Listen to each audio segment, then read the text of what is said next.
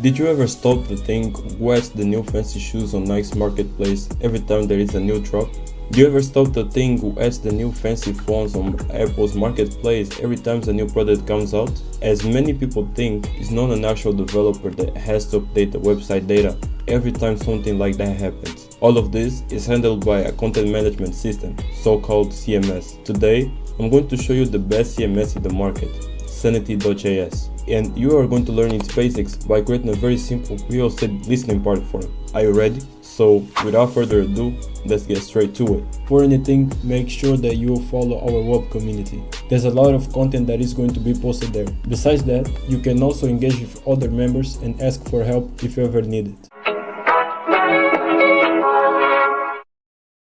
Alright guys, so I just started with a Next.js blank project. As you can see, I just used the command to create a Next.js project for me, and here we are starting blank like this. Okay, the only thing that I'm going to do here is remove here this div.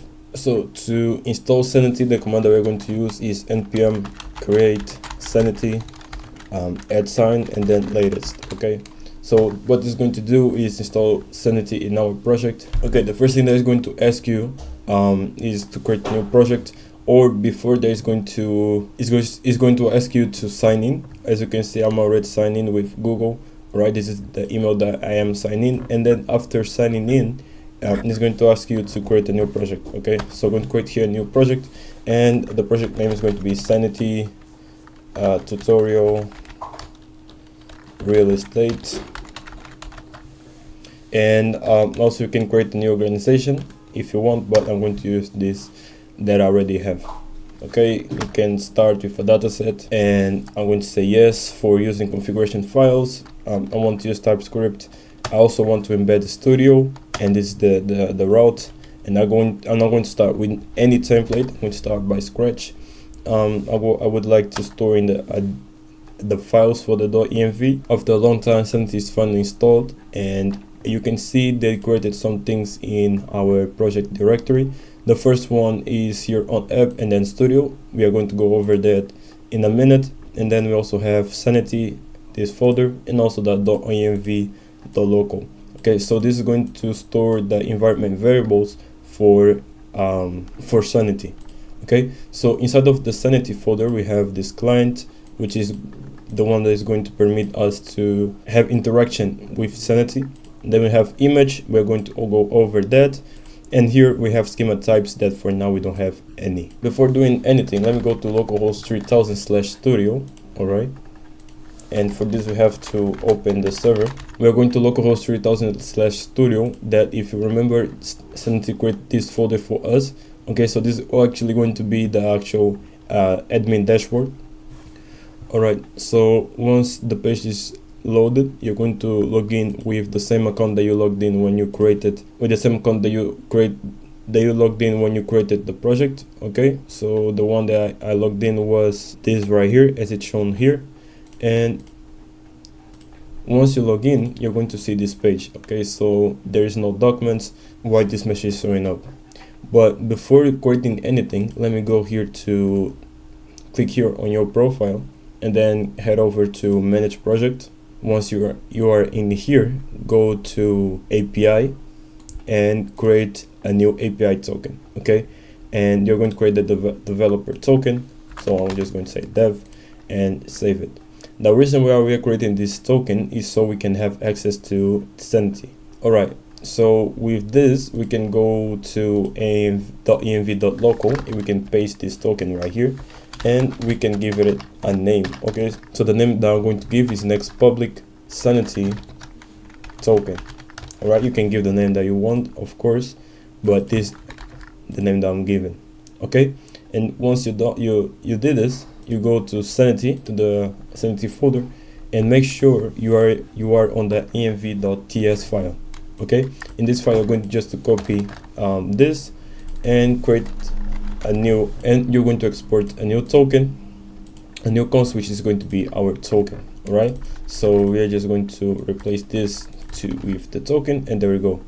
And now here on the client, make sure you add the token. So what this is going to do is make sure that every time that we call client, the token is going with it. So now going back to localhost 3000/studio, what you see is that we have no documents. All right, so let's create one. So here on the lib, so here on schema types, I'm going to create a new schema type, which is going to be property.ts. Okay, so we're going to export a const named property. Okay, I'm going to define the type. Okay, so you have to import this from Sanity. All right, and as I said, what we are doing is a document. Okay, and the name of this document is apartment. Title is going to be apartment, and the type is going to be document. All right, so this document has some fields. All right, so I'm going to define here a field, and each field has a title. So for example, if I want to store the image for the apartment, I'm going to say image, and then the name for the property, which is image, and also the type, which is going to be also an image. All right, so if we are storing a property, maybe we want to store the value or the price for the property. Okay, so I'm going to define here a field, which the name is going to be value, and the name is going to be value, and the type is going to be number. All right, and maybe we also want to store the address. Okay, so this is what I'm going to do. So define field, and the title is going to be address, name is also going to be address, and type is going to be a string. All right, so for now this everything that we need. Okay, so now here on the index.ts, I'm going to import this property that we just created, and once I go back to Studio, you are going to see here a new folder, which is apartment. Okay, so inside of this folder we can create as much apartments as we want. I mean apartment, not property. Let me just change it real quick. So here it's going to be property, and here the title is also going to be property. So here inside of property we can create as much properties as we want. All right, so let me create a new one. As soon as I click in this create new document button, what happens is it shows up a form. Okay, so let me select an image for a property. Let me say this one, and the value is going to be 200,000. The address is going to be Barcelona, Spain, like this, and I'm going to publish it. So here we just created a new property, but how do we actually show this up on the client or in our app? To do this, we have to go here to the page, and we are going to export the default async function.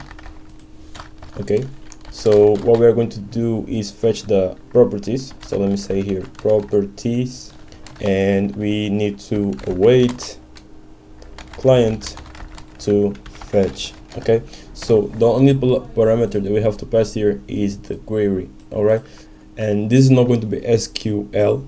This is going to be QROQ, the language that we're going to use to fetch it. It's going to be very similar to SQL, but it has some differences. Okay, and if you want to test it out, you can go here to Vision on Sanity Studio, and this is going to give you a whole playground that you can mess with QROQ. Okay, so how QROQ works is like this. Okay, we can add here a start, which is basically saying to fetch everything that we have in our database. So it's going to include documents and configurations and everything, but the thing that we want is everything of type property. And if you remember when we created this new type, we gave it a name of property. Okay, so we are just fetching everything that has the type of property. So what it's going to do is fetch everything that we have in our database, so this star that has the type of property. All right, so that's exactly what we are doing. Okay, so let's just use this query inside of our app. All right, so we are just going to fetch everything that has the type of property. All right, so let's just see if that actually works. So I'm going to console log properties, like so, and I'm going to quickly refresh the page, and you can see that we get something in back. Okay, so we have the ID, updated at value, image, address, and everything that we created. All right, So let me just create here a quick type for the property. All right, so I created here a new type of property, and we are going to say that this is going to be simply a property array. All right, and let me just show this up on the actual app. So I just created here a quick design so we can better see what we get back. All right, so if you remember, besides the actual content, we also added here an image. All right, so if we want to display an image in Sanity, what we have to do, so let me just create here a wrapper div for the image. So I'm given a height of 44 and width of full, and then I'm going to add here the image from Next.js. All right, so I'm given the fill properties, so we're going to fill everything, and then some class name just to make this look better, and then I'm going to add the source. Okay, so if you remember, when we created the Sanity project, it created here on side of live, it created this function right here, or URL4. Okay, so it's going to be responsible to give us URL so we can actually see the image, because if you open here the terminal and see the logs, you're going to see that image is not an actual URL. All right, this is an object. Okay, so we're going to call this function to give us the URL for the specific image. Okay, so we're going to call URL4, and then we are going to pass the property dot image. Okay, and then we are going to transform this into an URL. All right, doing this, you're going to see that Next.js is going to complain because the CDN Sanity.io is not configured under Next.js config.js. This is very easy to fix. The only thing that we need to do is go to Next.js.config.ts, and in here we are going to create a new images object, and here we have to add the remote patterns, where we are going to add a new hostname for Sanity. Okay, so cdn.sanity.io. So this is basically what we are doing here, is basically saying to Next.js that we trust this hostname. Okay, so make sure to restart the server. So I'm just going to close and open this again, and there we go. Now you can see here the image. All right, so let me add some more properties so we can play with it. So as you can see here, I just created 4 more properties so we can work with it. Okay, so the very nice thing is that I added these properties here, and as soon as I refresh here the page, you can immediately see that every property that I added here is showing up in the app. Okay, so now that we learned how to create schemas and show them in the app, let's learn a little bit more of QROQ. Okay, so as I said, QROQ is the query language for Sanity, and we can do a lot of things with it. Okay, so the only thing that we are doing here is fetch every property that we have in the database. So let's say that I only want to get the properties where the value is less than 400,000. So as soon as I do that, you see that every property that has a price below 400,000 is showing up. So let's say that I only want to get the property where the address is Barcelona, Spain. Okay, so what I do is say, and the address is equal to Barcelona, Spain. Easy like that. Okay, so as you can see, QROQ is a very simple language that we can work with. So besides filtering, we can also do order. We can order things. Okay, so besides filtering, we can also order. Okay, so let's say that I want to order by the price. Okay, so let me just remove this real quick and see how this is showing up. So you see that the prices are randomly showing up, but if I want to order by the price, I just say order value. Okay, so it starts by the lowest into the highest, and if I want to revert that, I just can say like this. So it's going to start. So if I want to revert that, I just say like this, descendant, and it's going to start by the highest price into the lowest one. So Sanity doesn't only give us the option to fetch the data, we it also give us the option to create documents and insert to the database. So let's do it.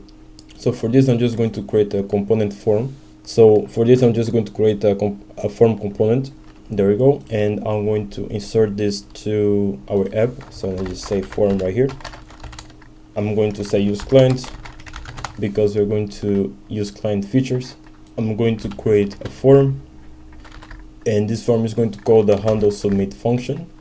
So now I'm going to add the states for the form, so address and value, and also create the fields itself, and of course the button to submit.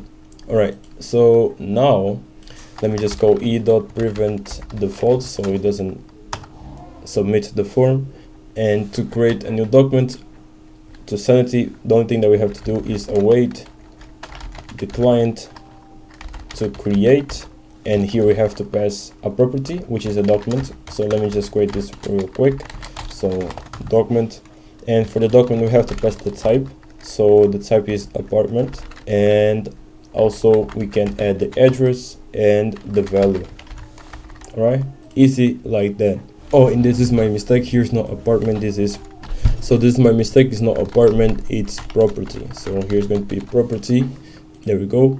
And now when I click on create, you see on the dashboard that a new property was created, so Las Vegas. The only thing here is that this is asking for an image. So let me just select here a random one and say publish. And once you did this, you can refresh here the page, and you can immediately see here the new property showing up. So here on the property type, you can add more fields if you want. So let me say that I want to create here a new field, which is going to be rooms. So the number of rooms. So there's going to be a number. And let's say that I want this to be required. So to say that a field is required, you have to pass here validation.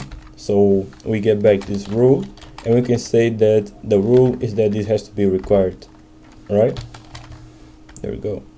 And when I get back to here to the studio, so when I get back to the studio, you're going to see that this is complaining because I have a required value that is not being filled. So let me say it has 4 rooms, for example. There we go. And let me say here that this one has 3 rooms, and the same thing for the other one. So the information now is updated, and let me show this on the app. So here in the property, we can add a new property, which is rooms. That is going to be a number.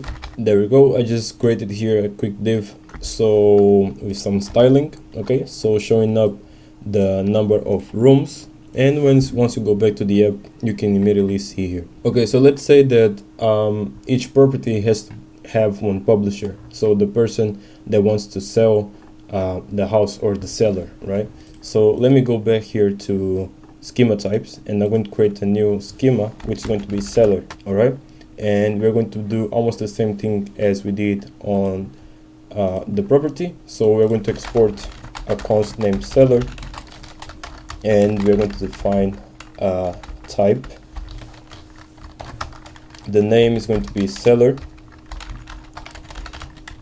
The type is going to be document, and the title is also going to be seller. All right, and then we are going to get the fields. So define field. So let's say that I want to store the name of the seller. So besides the name, I also want to store the email and also an image. Alright, so with this I can go to the index.ts and add the seller type, and once I refresh here the studio, let's see what happens. You see that a new folder shows up for the seller. Alright, so let me create here a seller. So let me see, add my name right here. Okay, let me click on publish, and there we go. So what are we going to do with this seller? So let's say that I am the seller who is trying to sell this house. How do I do that? So here on property, so here I'm just going to create here I'm going to define a new field, which is going to be of title seller. The name is going to be seller, the type is going to be a reference, so we are going to reference this to the type seller, like so, because it's the name that we gave here, so make sure you spell this right. And once you do that, once you scroll a little bit down, you're going to see here a new property named seller, and once you click here, you're going to see a listing of all of the sellers that you have in your application. So let me embed the seller to here, and maybe let me create a new seller, and let me assign each building or each property to a specific seller. So this is going to be for Lionel Messi, this is going to be for me, this is also going to be for me, and the rest is going to be for Lionel Messi. There we go. So now let's show this on the app, but before showing this in the app, let's see how the data is coming back. Okay, so let me click here on fetch, and you can see that we have the seller. Okay, but we don't have the actual seller, we have reference to the ID for the seller. Okay, so let me just grab, so if you store this ID, so remember this ID right here. Okay, let me just comment real quick, and I search everything of type seller. So let me fetch, we are going to look for a seller with the ID, with this same ID, which is this one. Okay, so yeah, this is what happened. So each seller is a reference, so on the property a seller is going to be an actual reference, as we told here.